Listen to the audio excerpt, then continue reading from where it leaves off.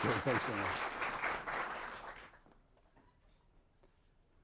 Thanks very much for having me. It's a pleasure to be here. It's a little hot.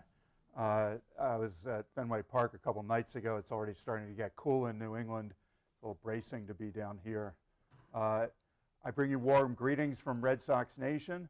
Red Sox are having one of the great years in their history, although the Braves are pretty good. Maybe we'll see you in the World Series, although I'm more confident that one of us will make it than the other.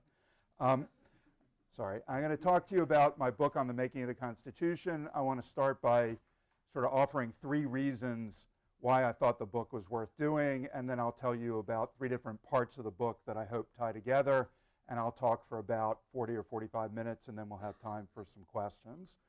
So first on the reasons why I thought this book was a worthwhile endeavor.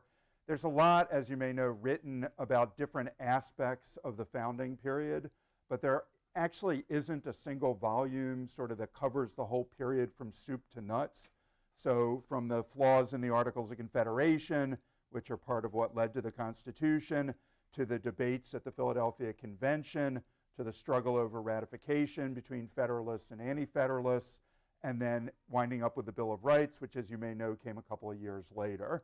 So I thought it was worthwhile, even though there are terrific books on various parts of that story, it would be a useful thing to put it in one volume so somebody who wanted to get the whole story in one place could find it. Second, with the help of some wonderful research assistants, a terrific librarian, and especially the assembling in the last decade or two of these documentary histories, it's possible to go through a vast amount of primary material in a way that wouldn't have been possible 50 years ago. So what I've tried to do is tell the story in the voice of the people who participated in the making of the Constitution. And I thought there were 2 advantages to that. One is it adds a certain vibrancy to the story to hear what James Madison is saying, what Alexander Hamilton is saying. And the other attraction of that is I think it enables people who are reading to judge for themselves whether my interpretation is persuasive, because you have the evidence right there and you could decide for yourself whether the way I interpret it seems consistent with the sources. And then third and finally, the last reason why I thought this is worth doing, I'm putting a finer edge, a sharper edge on an interpretation that's been around for a long time and that I basically agree with. So my claim to originality is a marginal claim. I'm not inventing a new way of thinking about the Constitution. I'm trying to supplement an account that's been around for 100 years and that I mostly agree with.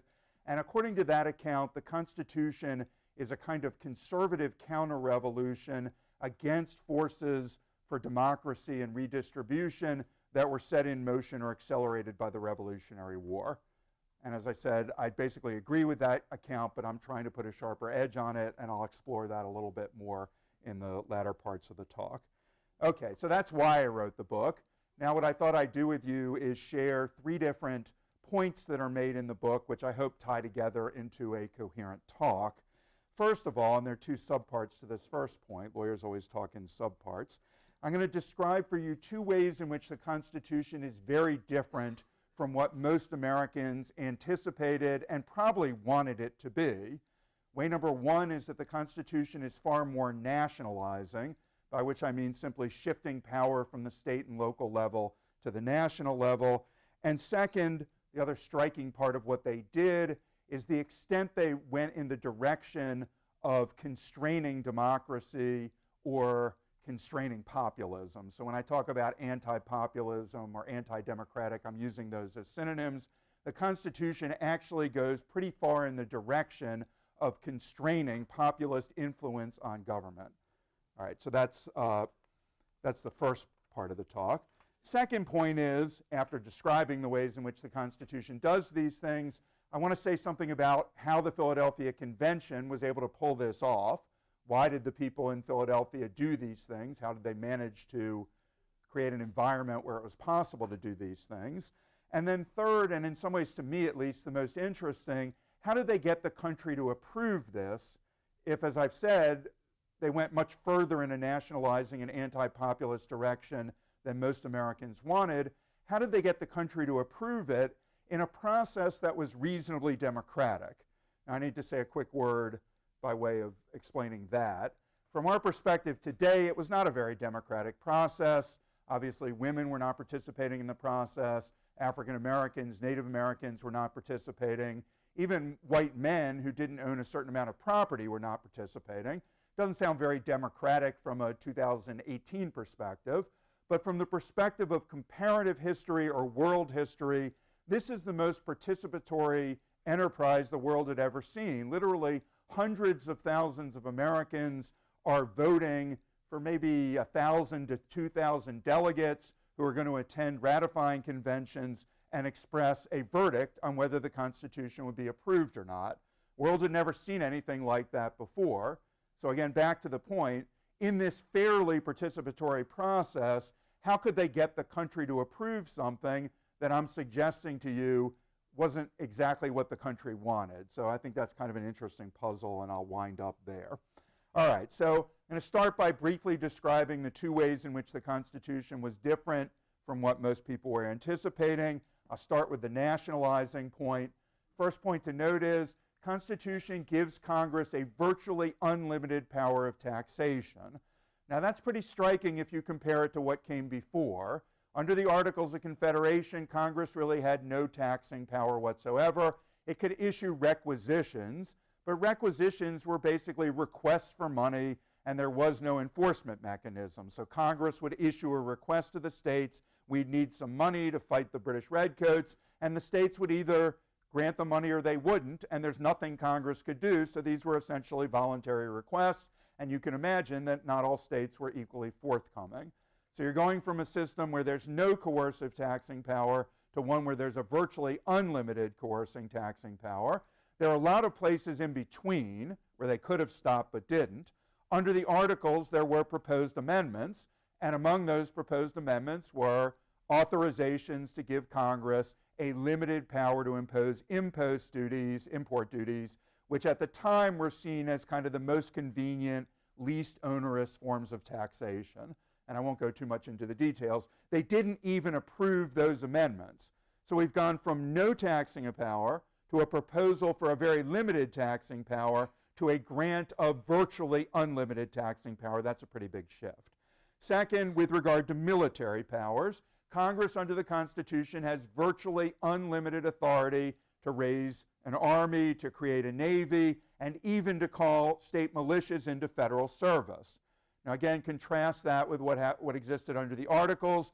Congress could requisition troops from the states, which again was simply a request which the states would comply with or not at their discretion. The Constitution gives Congress virtually unlimited authority, and it's not fettered in various ways that it might have been. So you could imagine giving Congress the authority to raise an army, but only in wartime, or to say to Congress, well, you can raise an army in peacetime, but only a certain number of troops, or you can raise an army in peacetime, but only with supermajority acquiescence in both houses of Congress. All of those qualifications were things that opponents of the Constitution wanted, but the framers in Philadelphia dispensed with all of that. Virtually unlimited power to raise an army, doesn't matter whether peacetime, doesn't matter how many people, right? Today they're like 1.5 million members of our standing army. Back then when they talked about possible qualifications limits, they would have said maybe 1,000 or 2,000. We have 1.5 million people in the Army. The Constitution gives Congress that unlimited authority. Third, Congress gets unlimited power to regulate foreign and interstate commerce. There was no such power under the Articles of Confederation. Fourth, Congress has implied powers under the Articles, implied powers under the Constitution. Under the Articles, Congress was explicitly limited to expressly delegated powers. So they made it clear there are no implied powers under the Articles. Under the Constitution, they've explicitly said that there are implied powers. That comes most clearly in the Necessary and Proper Clause. For those of you who haven't studied the Constitution, in addition to all the enumerated powers like the taxing power, the military power, power to create a postal service, there is, at the end of the list, a power to Congress to pass laws necessary and proper to implementing the enumerated powers. That is an explicit grant of implied powers. That was unanimously approved at the Philadelphia Convention, although it was very controversial in the country at large. The Anti-Federalists, the people who opposed ratification, made a big deal of that because they said in the same way that I think many modern conservatives would say that's a very dangerous sweeping power, giving Congress implied powers in addition to its enumerated powers. Fifth, then, and finally, the Constitution supplies a mechanism for the effective enforcement of federal supremacy. There was no such provision under the Articles. So even if you take a matter that was clearly within Congress's sphere, within Congress's jurisdiction under the Articles, like making treaties with foreign nations, Congress had no effective mechanism for enforcing those obligations. So basically, you sign a treaty to end the war with Great Britain. The state of Virginia doesn't like certain provisions. This is not hypothetical, this is actual. The state of Virginia just refuses to comply, and Congress has no mechanism for enforcing Virginia to comply with the treaty, which, as you can imagine, makes other countries reluctant to deal with the United States Congress. What would be an effective mechanism for enforcing federal supremacy? Madison had one that was very dear to his heart. It was called the federal veto. Madison's proposal would have allowed the national government to veto any state legislation whatsoever. Now, as you may know, that's a pretty radical proposition. We haven't even gone that far today. Congress does not have any general authority to say the state of Georgia wants to build a bridge and we're going to veto that. That Congress can exercise enumerated powers, but it can't simply veto anything the states are doing. Madison wanted that. Even this nationalist convention thought that was going too far, and they rejected it, very much to Madison's disappointment. In its place, they adopted a three-part system for establishing federal supremacy. One, the Supremacy Clause. Article 6 makes clear that any federal law trumps any state law to the contrary. Doesn't matter whether it's federal constitution, statute, treaty, common law, anything in federal law that is inconsistent with state law, and it doesn't matter what level of state law, constitution, statute, common law, if there's an inconsistency, state law gives way. Second part of the mechanism is you create federal courts. There were no federal courts of general jurisdiction under the Articles. The Constitution mandates the creation of a Supreme Court and authorizes but does not require the creation of lower federal courts. That's left to Congress's discretion. So a Supremacy Clause to be enforced by federal judges, and then the third part of the mechanism is a specific substantive rule of law which appears in Article 1, Section 10, and most of us don't pay any attention to, but was absolutely critical in 1787-88. That is the provision that forbids states from issuing paper money, forbids them from making anything but gold or silver legal tender, and prevents them from impairing the obligation of contract. Though that provision, Article 1, Section 10, to be enforced by federal judges, striking down any state law that violates that provision, that was addressed to a very pressing concern at the time, which is that a majority of states, in the midst of a severe economic downturn, had given way to populist demands for debt relief and paper money. At a time that thousands of farmers were losing their land to bankruptcy, they had turned to state legislatures asking for tax relief, debt relief, inflation of the currency, and they had gotten what they wanted. And elite Americans like Madison, Hamilton, Washington were appalled by that sort of legislation, which they saw as a form of officially sanctioned theft, taking property from creditors and redistributing it to debtors. And they put a provision in the Constitution to bar it, and they're empowering federal judges to strike that down. It seems interesting to note, Article 1, Section 10 was approved unanimously in the convention, even though a majority of states had passed that sort of debtor relief and paper money laws within the preceding 2 years. If you think about that, I think that tells you something right there about the extent to which the Constitution was representative or not of public opinion, if the Philadelphia Convention is unanimously barring a sort of law that a majority of states had been enacting in the previous 2 years. All right, so those are the nationalizing aspects of the Constitution. I want to turn now to the anti-populist features, and the one I was just talking about is obviously both. Article 1, Section 10, both creates a substantive rule of national law. It shifts power to the national level, but it also suppresses populist legislation, populist debt relief legislation at the state level. So in addition to that, other mechanisms for constraining populism. First were long terms in office. Under the Articles of Confederation, congressional representatives served one-year terms. Under state constitutions, the lower house of each legislature consisted of annual terms, except in South Carolina, I think, where they had two-year terms. Even in the upper houses of state legislatures, a majority of them, what we would think of as senators, they also serve for a single year.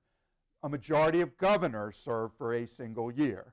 Under the Constitution, as you know, congressmen serve 2 years, presidents serve 4 years, senators serve 6 years. Right? So a significant shift. There were no state office holders who were elected for 6-year terms. Even more tellingly, the convention really wanted to go further. So with regard to senators, they adopted 6 years. Madison favored 9 years. Other delegates favored 11 years, 13 years. With regard to the president, 4 delegations, not 4 individual delegates, 4 state delegations embraced the idea of a life-tenured president. Alexander Hamilton, who probably was the most extreme among the convention delegates, he wanted a lifetime tenured Senate and presidency because he thought that's the only way you could have enough stability in government to protect property rights adequately in a Republican or representative form of government. Framers also adopted indirect elections because they wanted to constrain direct populist influence on government. Obviously, members of the House are elected directly by the people. Members of the Senate were not. They were selected by state legislatures. That persisted all the way until 1913 when we amended the Constitution with the 17th Amendment. As you probably know, to the present day, we do not directly elect the president. The Constitution talks about the president being chosen by electors who are chosen by a method stipulated by state legislatures. Now, that method today is universally direct election. We directly elect the electors who then rubber stamp what their states did, so it turns out to be mostly a popular election. That's not what the framers had in mind. They thought state legislatures might just choose electors who would then exercise independent judgment and choose the President of the United States. The reason for that is they were aware of the possibility of direct election. There were people in Philadelphia who said the people should choose the president directly. Most of the delegates in Philadelphia thought that was a crazy idea. For example, George Mason, an important delegate from Virginia, said in the context of this debate in response to the idea that the people should directly elect the president, he said, quote, "It would be as unnatural to refer the choice of a proper character for chief magistrate to the people as it would be to refer a trial of colors to a blind man." Right? Think about that for a minute. Think of running for office sometime with that as your platform. The people can't possibly be trusted to choose the chief executive. It would be like asking a blind person to choose among different colors. Framers also insulated even the House of Representatives to the extent they could from direct populist influence.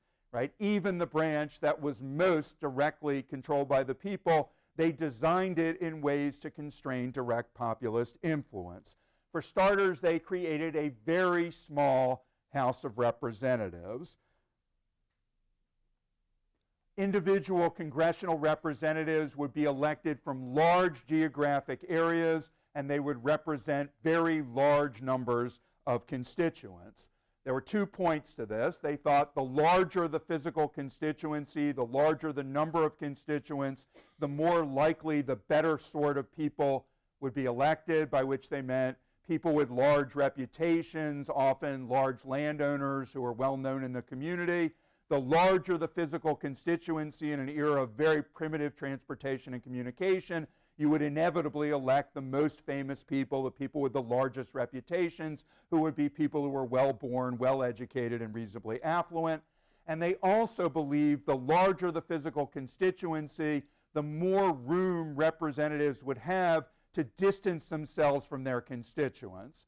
So basically, you would have an agent relationship between constituents and representatives, where the representatives would have as much slack in the relationship, where they would be free to pursue their own conception of the public good rather than simply mirroring the preferences of their constituents. So to be concrete, the original Congress was set to have 65 members to represent the entire country. As a baseline for comparison, think about the Massachusetts legislature. The lower house of the Massachusetts legislature in 1787 had more than 300 members just for the state of Massachusetts. Compare that with 65 representatives in the first house representing the entire country. In addition, the Constitution omits provision for instruction, mandatory rotation in office, and recall. I'll explain those in 1 second. Those features were quite prevalent at the time in the Articles of Confederation and in state constitutions. They are democracy-enhancing provisions, and the framers deliberately left them out of the federal Constitution. Instruction means, pretty much like it sounds, constituents could instruct their representatives how to vote, almost like a modern referendum.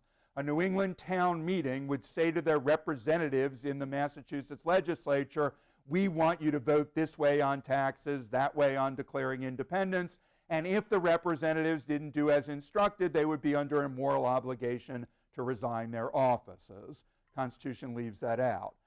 Rotation. Under the Articles, you served a one-year term in office as a congressional representative, but even during that one-year term, you could be recalled by the state legislature that had elected you at any time if they displeased you. Constitution leaves that out. Obviously, recall would be a way of ensuring that representatives did precisely what their constituents wanted them to do. And finally, mandatory rotation, which we know today as term limits. Under the Articles, there were term limits. Under most state constitutions, there were term limits. For example, Thomas Jefferson could be elected to 3 consecutive one-year terms as governor of Virginia, but after that he would be rotated out of office. Under the Articles, James Madison could be elected to represent Virginia 3 years in a row, but 3 out of every 6 years you would have to be rotated out of office. That's a way of making sure that representatives remember who they're representing, that they don't spend so much time today in Washington, D.C., that they forget what their constituents really care about. Constitution leaves that out as well.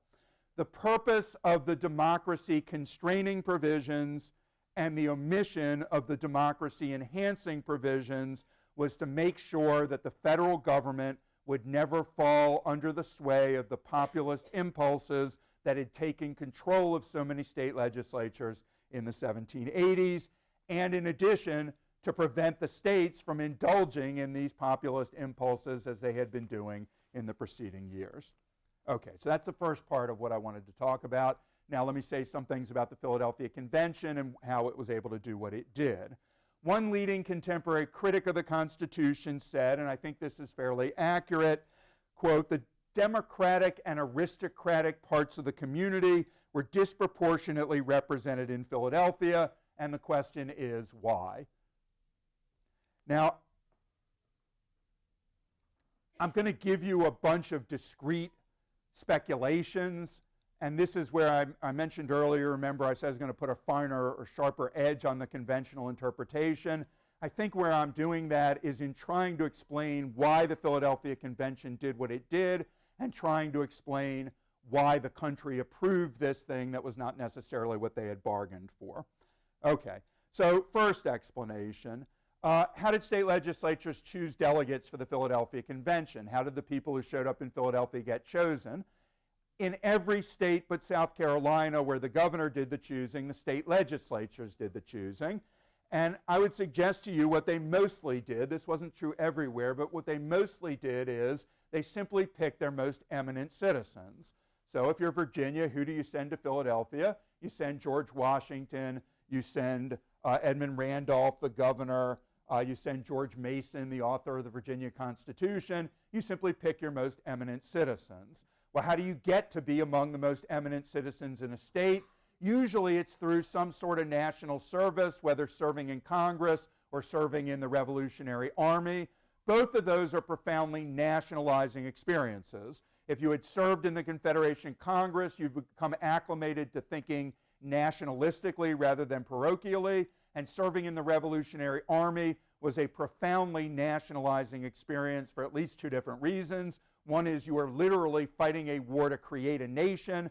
And the second factor is many veterans, people like George Washington, John Marshall, the great Chief Justice, they regarded the states as among the principal obstacles to success during the Revolutionary War. They saw states refusing to cough up money, refusing to cough up soldiers, and they never forgot that, and it turned them into nationalists for life.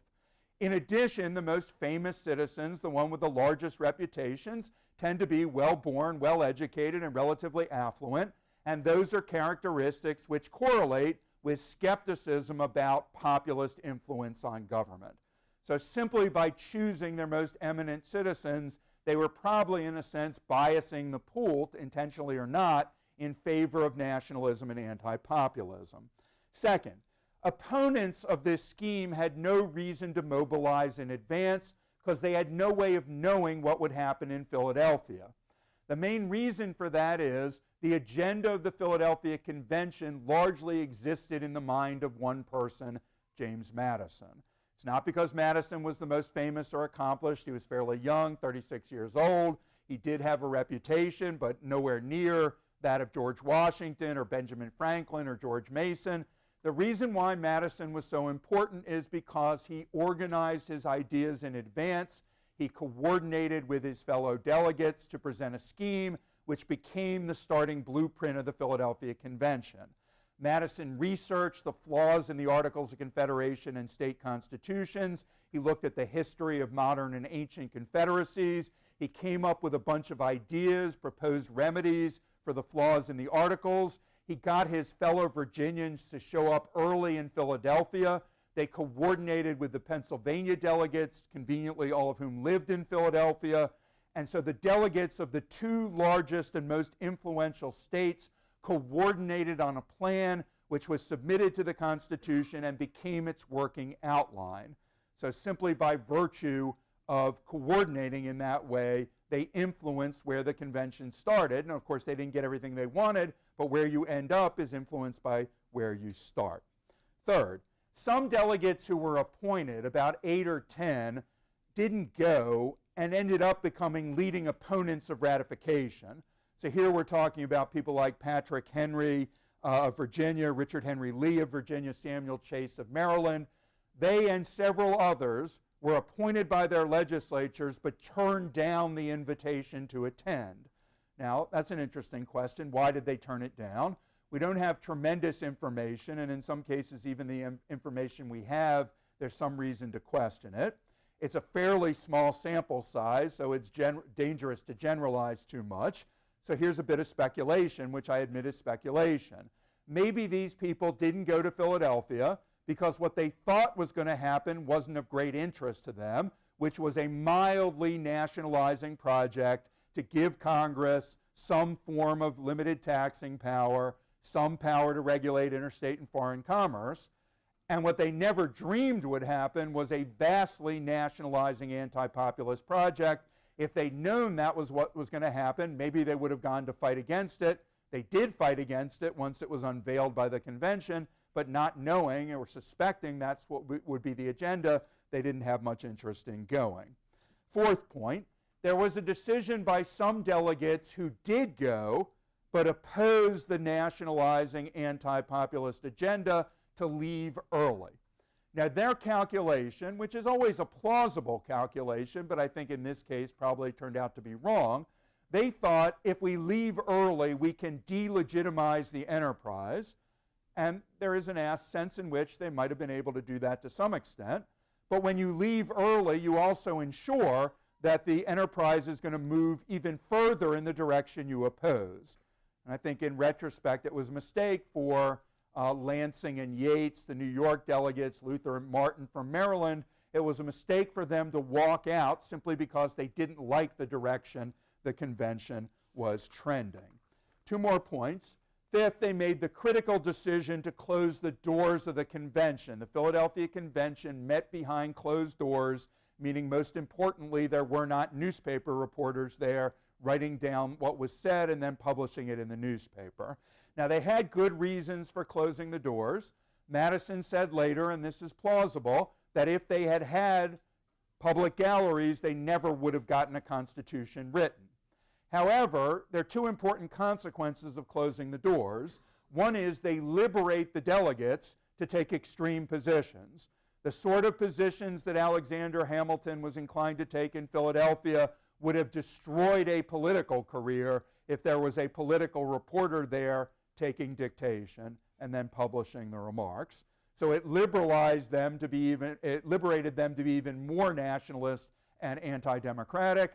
And then the second factor is, by remaining behind closed doors for the better part of 4 months, they deprived their opponents of 4 months in which they could organize opposition.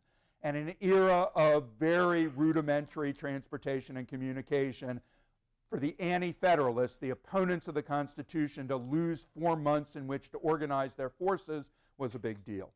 Last point in the second part of this talk, the delegates made a momentous choice, which was they were going to go for broke. They were going to seize the moment.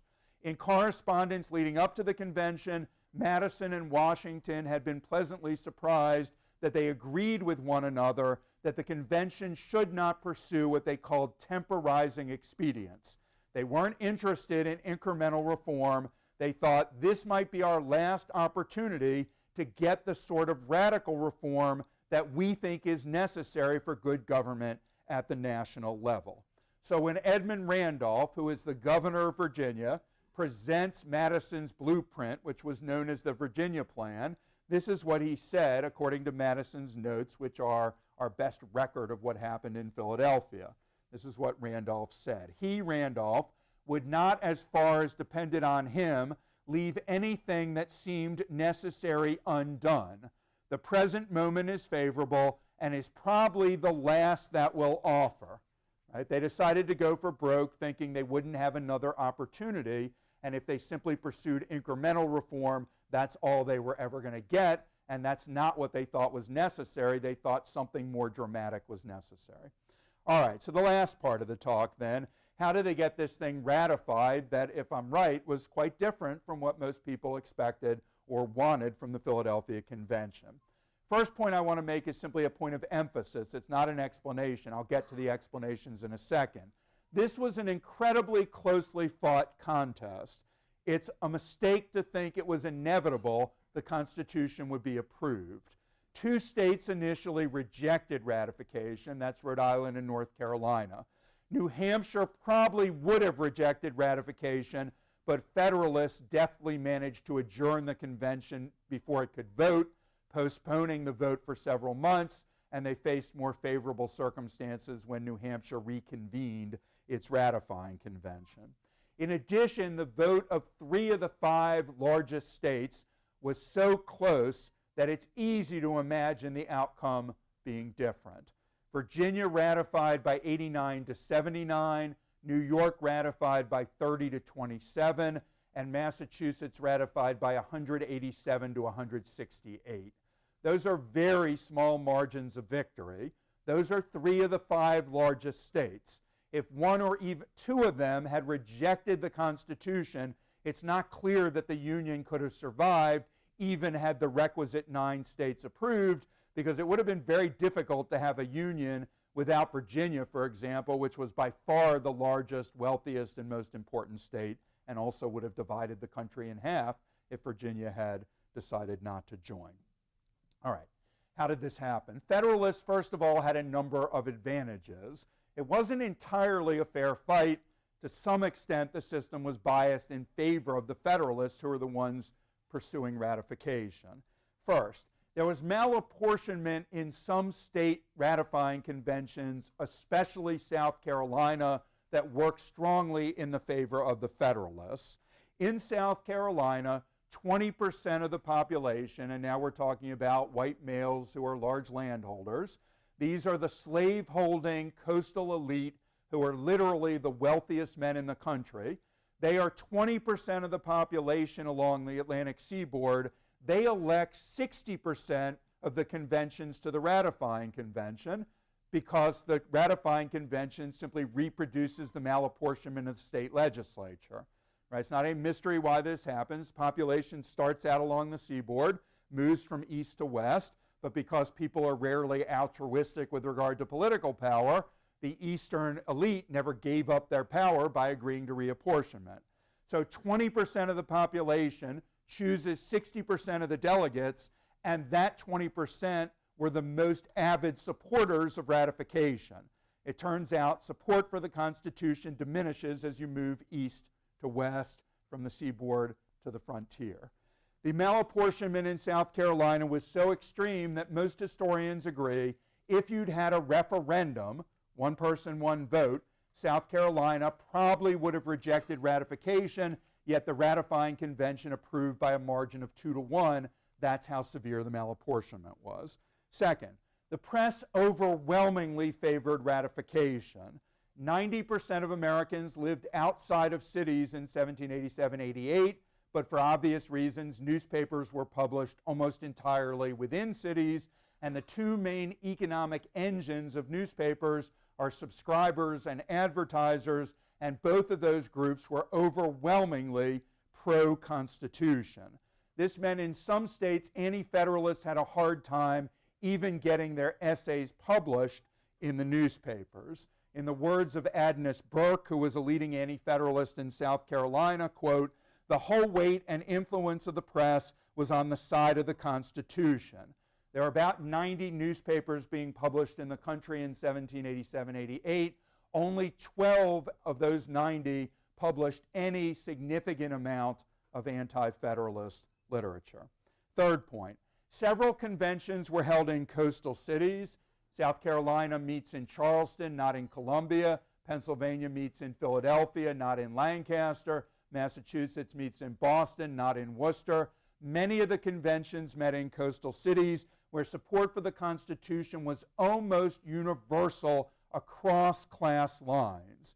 In Boston, it's not just the lawyers and doctors and clergymen and bankers who support the Constitution. It's the working class, the carpenters, the bricklayers, the people who are building the ships and manning the ships that are engaged in international commerce. Now, why does that matter? Why does it matter that the conventions are taking place in cities where there's overwhelming support?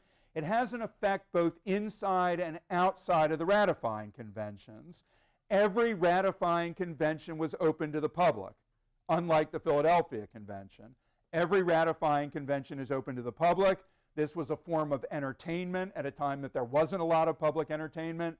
In Massachusetts, 1,000 people line up in the middle of January during a snowstorm because they want to see the proceedings of the Massachusetts Ratifying Convention.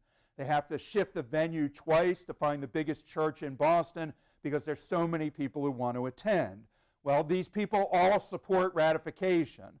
For example, in Connecticut, we know from contemporary reports, Federalists dominated the galleries. Every time an anti-Federalist delegate got up to speak, the Federalists would cough, they would spit, they would hoot, they would stomp their feet in order to prevent that person from having a fair chance to articulate their views. Outside the convention, for example, in South Carolina, the planter elite, who are overwhelmingly supportive of the Constitution, they hold open houses at the end of every day of convention deliberations, and you can be pretty sure when the delegates from Western South Carolina attend these open houses, they're only hearing favorable views about the Constitution being whispered in their ears. Fourth Federalist advantage, the relative ease of organizing their supporters.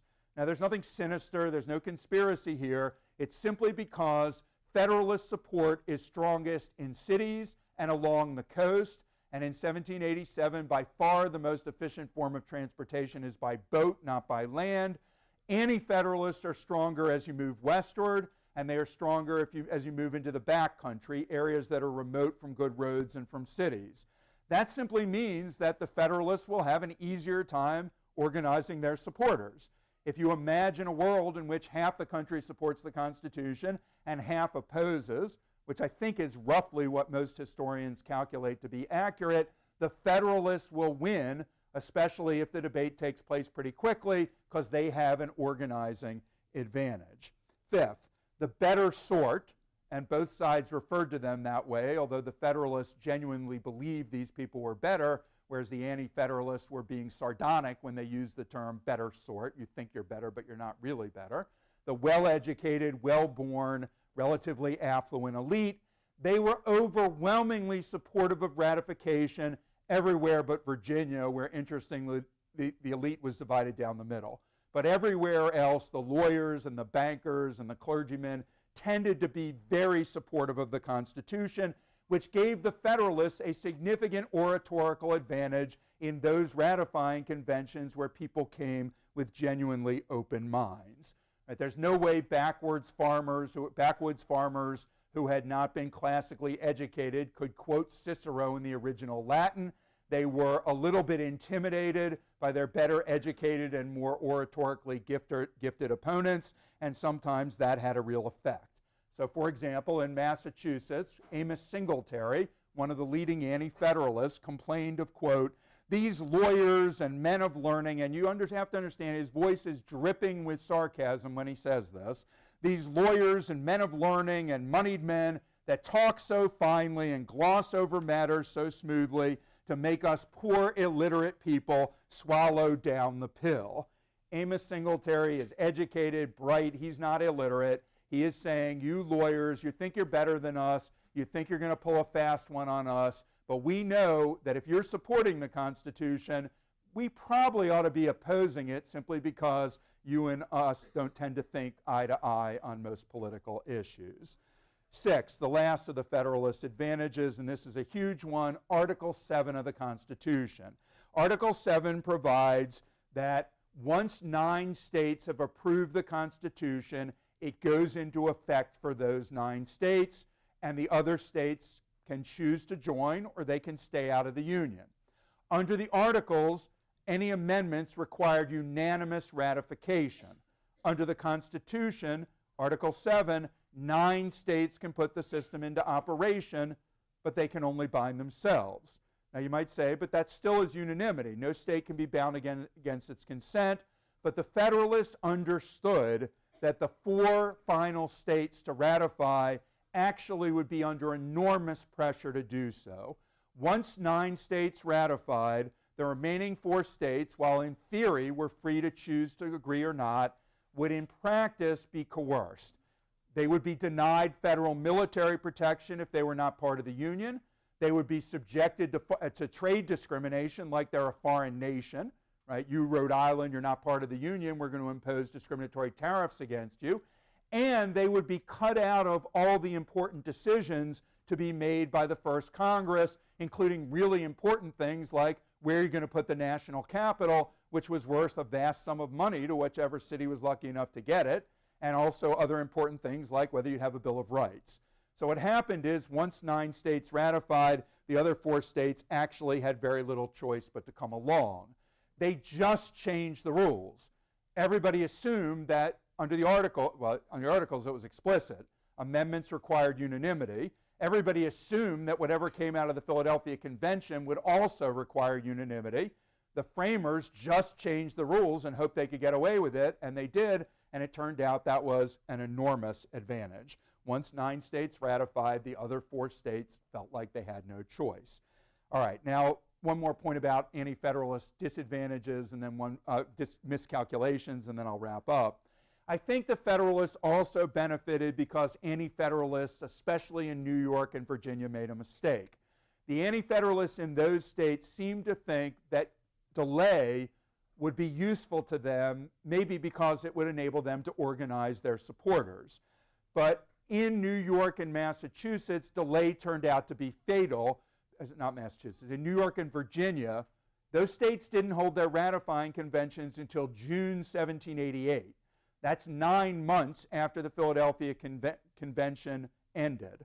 Other states were already putting together their conventions within 2 or 3 months. By waiting till June, I think Virginia anti-federalists and New York anti-federalists thought they would be advantaging themselves. What they ended up doing is making themselves irrelevant. Basically, by the time they were set the question, they were presented with the question of whether to ratify, 9 states had already approved, so they were facing a very different calculation, and those ratifying conventions felt like they had no choice but to come on board. Okay, the last important point to note is, I think the Federalists also very shrewdly managed to present the country with a binary choice. You can continue with the articles, which everybody agrees are flawed, or you can choose the Constitution, which a lot of people think has gone too far in the nationalizing anti-populist direction. What we won't let you do is choose an intermediate point on the spectrum, which is probably closer to what average Americans actually wanted. Anti-Federalists very much wanted, the opponents of the Constitution very much wanted to get to that intermediate position. The two easiest ways to get there would have been either states ratifying, but on the condition that there be amendments before the Constitution goes into effect, or the second mechanism would have been a second convention. Now that we've had a first convention, now that we've had a national debate, now that we've had a lot of criticisms made, let's elect new delegates who can go to a new convention and arrive at a median point that's closer to where most Americans are. The Anti-Federalists made pretty good arguments for both of those procedural options. The argument for antecedent amendments was you'd have to be a crazy person to agree to a scheme of government with a vague promise of amendments to come down the road. It would be like engaging in a contract and letting the other side then stipulate what the changes are. Of course you want to see the changes before you agree to something. So that's the argument for antecedent amendments, before the Constitution goes into effect. The argument for a second convention is, look, you unveiled something in Philadelphia that nobody had any idea would look like what it did. We've now had a national debate. We've seen lots of criticisms. Now let's elect new delegates who can come up with something closer to the median public opinion. The Federalists made arguments, legal arguments and practical arguments why neither of these things was possible, was feasible, but I don't think those were the real arguments. The real reason they resisted these alternatives is that they weren't interested in whether the Constitution was where most Americans were. They just wanted it ratified. They liked what they had done in Philadelphia. They knew they could not duplicate the circumstances that had made the Constitution possible. The cat was out of the bag now. There would be tremendous resistance to what they wanted to do. And for that reason, they rejected these alternative procedures. Now, in that regard, and I'll stop after this, consider a proposal that Randolph made to Madison before the convention. Madison is corresponding with his friends in March and April of 1787. He's corresponding with Edmund Randolph, the Virginia governor, and Randolph says in response to Madison's proposals, whatever we put in the Constitution as a matter of substance, we should submit it in a form that would enable the American people to choose what they like and discard what they don't like. Madison was horrified by that suggestion. He ridiculed the idea that ordinary Americans could possibly have informed, intelligent opinions about their governing document, and this is what he said later to Jefferson late in 1787. Quote, in Virginia, where the mass of people have been so accustomed to be guided by their rulers on all new and intricate questions, the matter of whether to ratify the Constitution certainly surpasses the judgment of the greater part of them. Right, a classic, again, kind of disparaging statement of the masses and how they're not really qualified to participate in their own governance. All right, so to sum up in 30 seconds, Constitution is much more nationalist and anti-populist than most Americans probably wanted. The framers took advantage of the element of surprise to get it drafted. Then they barely got the country to approve it. They benefited from some advantageous circumstances, some miscalculations by their adversaries, and with some luck, part of which they created for themselves. Whether you agree with what they did or not, whether you think it's legitimate or not, and Anti-Federalists raised hell over this. They thought this was incredibly illegitimate. I think you have to stand back and admire what they accomplished, because this really was, in a sense, a coup against public opinion. So we've got about 11, 12 minutes left. I'm happy to take questions if anybody has any. Yeah.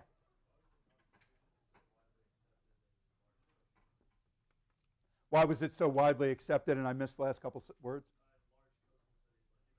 Yeah, people who were involved in large-scale commerce, and especially international commerce, thought the Constitution would be economically advantageous, largely because of the commerce power. So a real problem in the mid-1780s, Congress had no power to regulate foreign commerce. What that meant was after the Revolutionary War, European countries would discriminate against American trade, and the United States was powerless to reciprocate.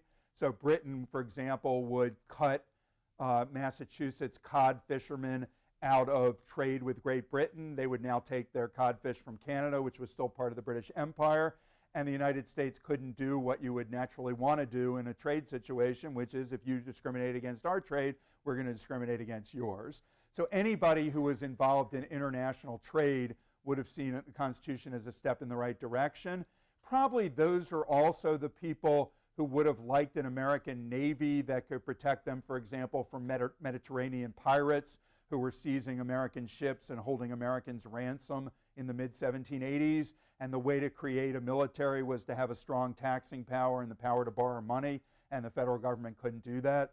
So I think that's largely why. And it also explains this puzzle about why the working class in the cities was very pro-Constitution, because I think it would be a fair generalization to say, on average, support for the Constitution increased as you moved up the socioeconomic ladder, but not in cities where the people who built the ships and the people who manned the ships also were very supportive of the Constitution for, I think, the reason that I mentioned.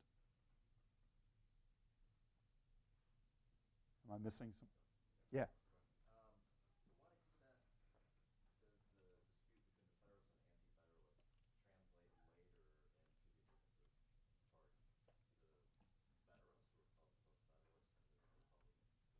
It's not a perfect correlation, but it's a strong correlation. So Elbridge Gerry is one of the leading anti-federalists, but he's also a very wealthy man in New England. So while he doesn't like the Constitution, he's perfectly happy to support federalist economic policies by the 1790s. And there are other people. Patrick Henry is perhaps one of the leading anti-federalists in the country, but by the mid-1790s, he's also quite happy to support the Washington administration, and actually he becomes a voting Federalist. But in general, you're right. It's the but Madison is obviously one of the strongest proponents of the Constitution, but he becomes the second in command of the Jeffersonian Republican Party. So one thing that happens is economic interests change, political calculations change, so people might change their views after, when you discover what Federalists want to do with national power, that turns out to be relatively unpopular in the South, for example. And Southern Federalists, of whom there were a great many, are becoming increasingly opposed to the national government. So the South Carolinians, there's actually a ton of support for the Constitution in South Carolina. These wealthiest landowners, slave owners in the country are leading Federalists. By the 1820s, they've become radical secessionists, right? They're talking about nullifying the federal tariff and seceding from the Union. So your calculations about how things might turn out under the Constitution aren't necessarily rendered accurate, and with political changes, people change their views. But in general, the Anti-Federalists are more inclined towards states' rights. The Anti-Federalists are more skeptical about national power, and those are the general platform commitments of the Jeffersonian Party. Yeah.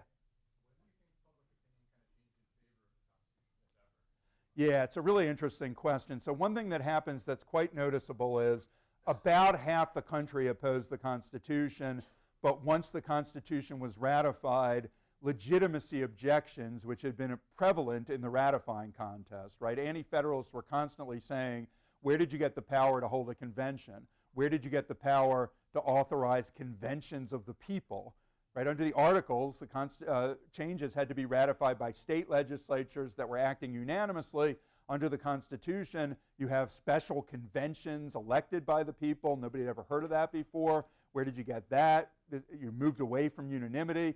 Those legitimacy objections disappear fairly quickly, and I think historians have disagreed to some extent about exactly why. So one possibility is the Anti-Federalists felt there was a fair fight and we lost, and so we are now going along and seeing how the system works. Second possibility is the Federalists delivered on their promise, almost exclusively owing to Madison, to give the Anti-Federalists a Bill of Rights. That was really important. The Anti-Federalists, their first and foremost argument against the Constitution is there is no Bill of Rights. There's nothing in the Constitution about freedom of speech, free exercise of religion, nothing about a right to keep and bear arms, nothing about criminal procedure protections. Madison, who was elected to the first Congress from Central Virginia, he insisted, we promised that we were going to give you a Bill of Rights, and in a bunch of state ratifying conventions, they only approved the Constitution with a promise that there would be amendments to come, including a Bill of Rights. Madison said we have to deliver on our promise or there's going to be tremendous skepticism that we pulled a fast one. So maybe that had something to do with it. George Washington's status as president had something to do with it. George Washington was revered and respected in a way that no other politician in American history could ever have approached. And finally, the economy took off. And I think that's really important. When the economy does well, people are usually pretty satisfied with their government. Then there's a disagreement about whether the economy took off because of the Constitution or because of other circumstances that had nothing to do with the Constitution. So on the latter point, France and Great Britain were at war for most of the next quarter century, and that's incredibly useful to American farmers who now have a vast increased demand for their products in Europe. So maybe the improved economy doesn't have much to do with the Constitution, but maybe it does. Maybe it has to do with Alexander Hamilton's brilliance in creating the Treasury, funding the debt, assuming state debt, and making sure that Americans actually paid off their debts, raising tariffs, which then financed the federal government. So maybe the Constitution actually did have something to do with the economy, which then legitimized the Constitution. Those are the main explanations. It's obviously hard to know for sure. Yeah?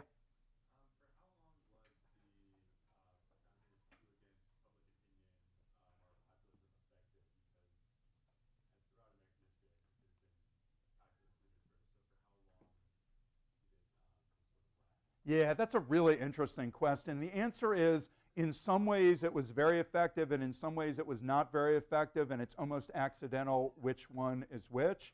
So I'll give you just two examples. The federal Constitution leaves voter qualifications for federal elections up to the states. Almost all the framers, not Benjamin Franklin, but almost everyone else believed in substantial property qualifications. But they didn't write property qualifications into the Constitution, partly because it would have been impossible to come up with property qualifications that would work uniformly across the country. So a property qualification, the same property qualification of $100 of real estate would have very different effects in New England and South Carolina. But also, the property qualifications they wanted had already been abandoned in some states. So if you impose substantial property qualifications and the state of Pennsylvania has already eliminated them, Pennsylvania is not going to ratify the Constitution. So they knew they couldn't have the property qualifications they wanted. So what they did is they said, states will decide who's eligible to vote in federal elections. What that meant was, once states were overwhelmed by Jacksonian democracy and did away with all property qualifications, which most states had done by the 1820s, 1830s, that automatically translated at the federal level to no property qualifications. That's almost an accident. If they had done what they wanted to do, there would have been substantial property qualifications, and you would have had to amend the Constitution. So now an example on the other side, state legislative selection of senators. That lasted for 130 years, even though for decades, many Americans thought this is crazy. Why shouldn't we be directly electing U.S. senators? But it's almost impossible to change the Constitution, especially when some people have entrenched interests, and sitting senators refused to support a constitutional amendment because they thought it would jeopardize their seats, because the set of skills to get yourself elected by the people is very different from the set of skills to get elected in backroom negotiations. The Electoral College system would be another good example, right? I would make the argument, I could stand here and make it now if we have more time, that the Electoral College system doesn't make a great deal of sense. There's no good reason why, if you win the popular vote, you shouldn't be president. But we will never change that, probably for two different reasons. One is there are states that benefit from the Electoral College system. Wyoming doesn't really deserve 3 electors. They have 1/70th the population of California. It's not any good reason why Wyoming should get 3 electors, California 55, rather than California 70 and Wyoming 1. But Wyoming's not going to go along with the change. Neither will Vermont, neither will Delaware. I don't think in order to get a constitutional amendment, you need 38 states to approve. So you're not going to get it for that reason. And you also won't get it because there's a perception today, it's not universally everywhere and always true, but it probably is true today, that Republicans benefit from the Electoral College, whereas popular vote would benefit Democrats. That's not inevitably true. The same 70,000 votes that cost Hillary Clinton the election because they were distributed through Pennsylvania, Wisconsin, and Michigan, that same 70,000 votes could have cost George W. Bush the election in 2004. He won Ohio by 70 or 80,000 votes, and without Ohio's electoral votes, John Kerry would have been president. Then you would have gotten an amendment, right? Because in consecutive elections, first Al Gore and then George W. Bush would have been screwed out of the presidency by losing the popular vote, and then you could imagine both sides saying, this is crazy, we should change it. But that's not how it worked out. Obviously, the way it worked out is in 2000 and 2016, Democrats won the popular vote, but not the presidency, so it's hard to imagine Republicans would be keen to alter the Electoral College system. Right? It's a basic point that there are entrenched interests, and it's very hard to get change, so if they're entrenched interests, they're likely to be able to block the change. For reasons of time, we need to finish now. I'd like to say, first of all, this. If you're a member of one of the voluntary corps classes and you didn't sign in as you arrived, please be sure to sign as you leave. Second, please join me in thanking Dr. Klarman.